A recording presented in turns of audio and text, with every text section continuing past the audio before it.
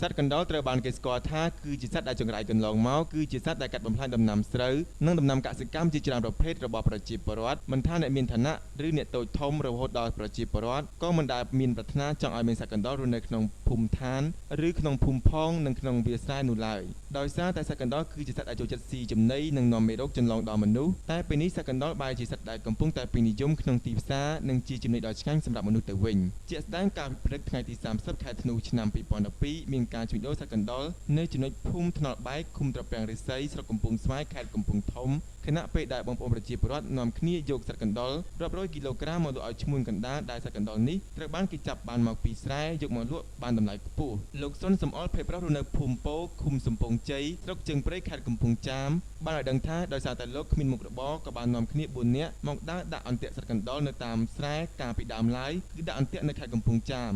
រហូតដល់ពេលនេះមានមនុស្សជាច្រើនប្រកបមុខរបរដូចគ្នាទើបសម្រេចចិត្តនាំគ្នាមកដាក់អន្ទាក់នៅស្រុកស្ទងខេត្តកំពង់ធំដោយក្នុងមួយថ្ងៃអាចរកកណ្តុរបានចាប់ពី20ទៅ30គីឡូក្រាមចំណែកតម្លៃលក់ឲ្យមួយក្នុង1គីឡូក្រាមតម្លៃ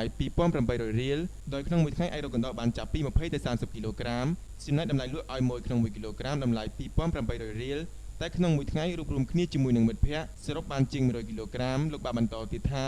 មុខរបរនេះអាចធ្វើឲ្យជីវភាពរបស់លោកបានប្រសើរឡើងជាងមុនលោកចម្រើនរដ្ឋាភិបាលអាយុ22ឆ្នាំរស់នៅឃុំបាធាយស្រុកបាធាយខេត្តកំពង់ចាមបានដឹងថាលោកមានមុខរបរដើរទិញសត្វកណ្តុរនេះមានរយៈពេល6ឆ្នាំហើយក៏មានប្រជាពលរដ្ឋជាច្រើនដែលនាំគ្នាមកប្រកបមុខរបរនេះដោយសារតែទីផ្សារសត្វកណ្តុរកំពុងតែត្រូវប៉ាន់ដឹកនាំទៅវៀតណាមលក់បានក្នុង1គីឡូក្រាមតម្លៃ5000រៀលប្រមូលទិញម្ដងបាន1តោនទើបបានដឹកទៅវៀតណាមម្ដងតែការដឹកនោះត្រូវមានទ្រង់ដែកយ៉ាងល្អជាស្រទាប់ដើម្បីកុំឲ្យសត្វកណ្តុរងាប់ក្នុងនោះផងដែរលោកក៏បានសំណូមពរដល់ថ្នាក់ដឹកនាំជួយលុបបំបាត់ចោលនៅកុងត្រាជជុះដែលតែងតែកាក់យកលុយពីការដឹកសត្វកណ្តុរនៅចំណុចគល់ស្ពានត្រូវចង្វាផងព្រោះការប្រកបមុខរបរនេះមិនមែនជាមុខរបរខុសច្បាប់នោះទេ